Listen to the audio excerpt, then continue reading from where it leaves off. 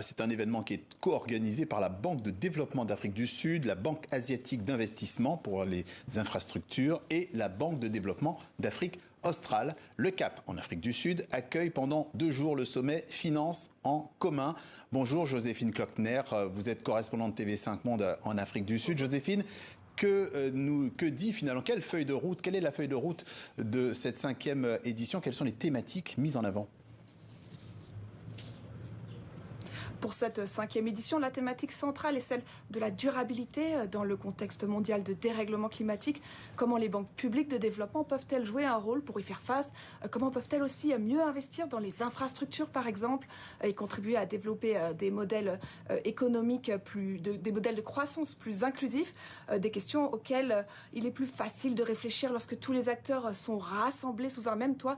Les représentants de plus de 530 banques publiques de développement qui, à elles, toutes sont à l'origine de plus de 2000 milliards d'euros d'investissement annuel à travers le monde, ce qui représente 10% du financement mondial.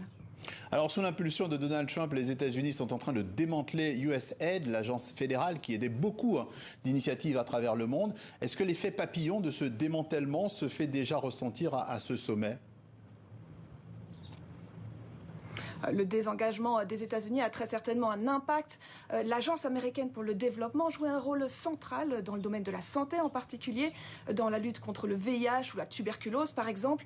En 2024, USAID a ainsi dépensé plus de 12 milliards de dollars en Afrique subsaharienne. L'avenir de tous ces programmes est désormais incertain.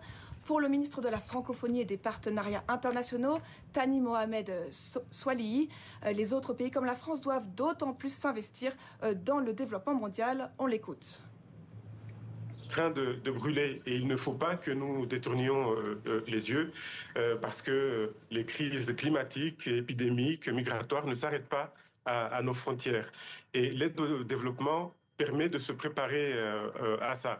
Et plus que jamais, la France va s'investir pour encore donner plus de force à l'aide au développement.